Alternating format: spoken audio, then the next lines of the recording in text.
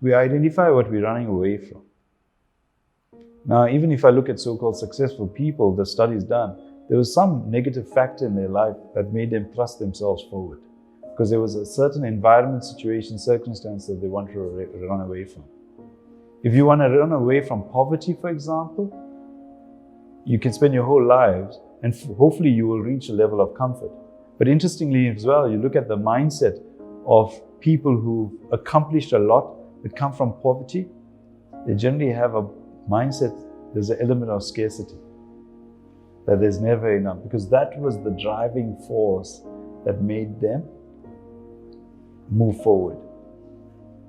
You need to recognize there's a line that you need to run away from, and that's the substances or the negative environment you're living in that's driving you forth. But it gets tiring to constantly run and be chased and live in the shadow, because no matter how much you run, it's like those movies where the bad guy is always behind you. You know, in the horror movies, you run around a corner, you beat against the wall, and there's it in front of you, you know, and you have to run again. It's like, gosh, you know, the movie has to end at some point. But far more exciting than a horror movie where you're being pushed is to find somewhere to run to. And that's what we humans forget, because what we've done is we've made mind comfort the height of who we are. That means we are acknowledged, appreciated, appeased, approved of. And our mind, we put it on a pedestal. We decided if it gets the kicks, as in approval, acknowledgement, dopamine, serotonin, it's okay. But you and I are not built for that. We're built for more. You and I are built to make a fundamental difference to this world, one might argue. You have the power to change the world. Not physically, you could, but mentally and emotionally.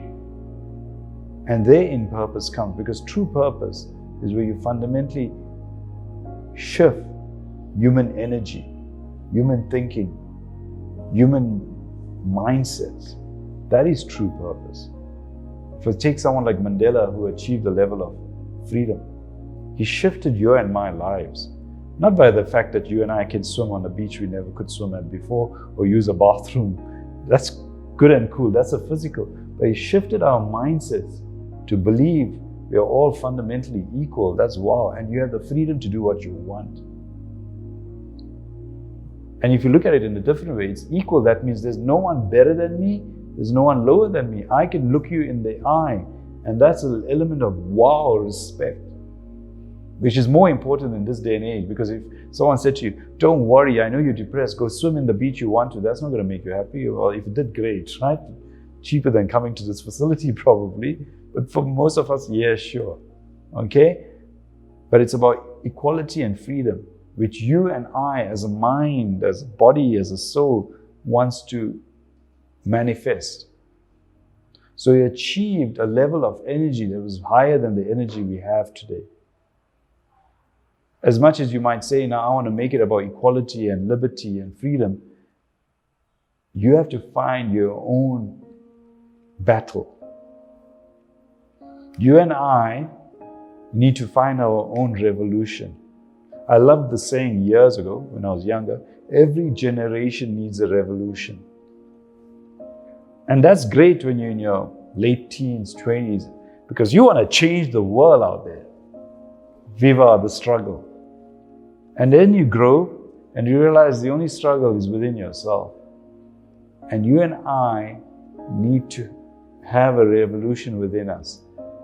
Because the fundamental, as much as you change the outside world, you kind of figure that kind of makes me happy at the external level, but doesn't do anything to the inside.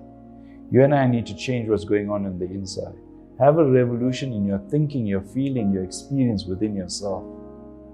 So that you come out of here, I'll use a word, in a hacked state. What does it mean in this day and age? Hacked. It means where what would take you 10 steps to achieve an evolutionary process, you do it in one step. You shift your energy within you. By shifting the energy within you, you influence those around you and that surround you. By changing your life, you change your children's life, definitely, You change your family life. You can change the world's life. So purpose and truth that you endeavor to achieve, as much as it's about yourself, is about how you change the world. It's not what you get from others that matters. It also matters what you give to others. And that way, you achieve a higher energy state that allows you never to come back to this negativity, because you're not interested.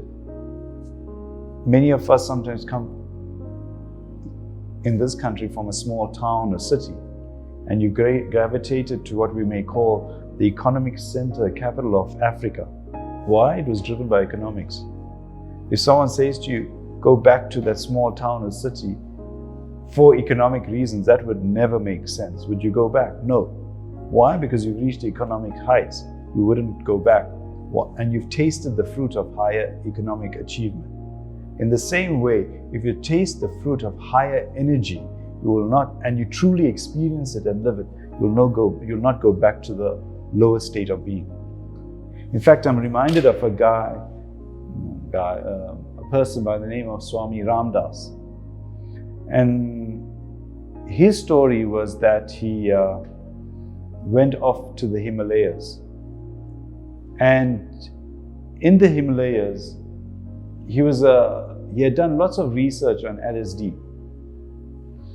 And when he went off to the Himalayas, he met his guru, as would be. Well, he didn't know he was his guru. And his guru made some prophecies about him, that you worried about your mom's health, and these kind of things. And Swami Ramdas, that was his name at that time, wondered, geez, if I give this guru LSD, what impact will it have on him? And you can actually Google this. You'll see the footage and I think the account that Swami Ramdas eventually gives. His guru takes quite a sizable amount of LSD, for a human, and he chews on it and has no impact on him.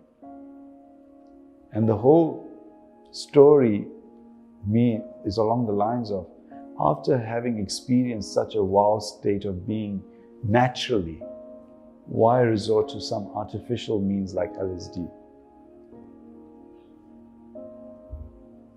Ramdas goes back to the West. As a result of that and many other experiences, I'm sure, a shifted person in terms of energy and being. In fact, there's a documentary about him, and books written, Being Here Now, Being in the Moment.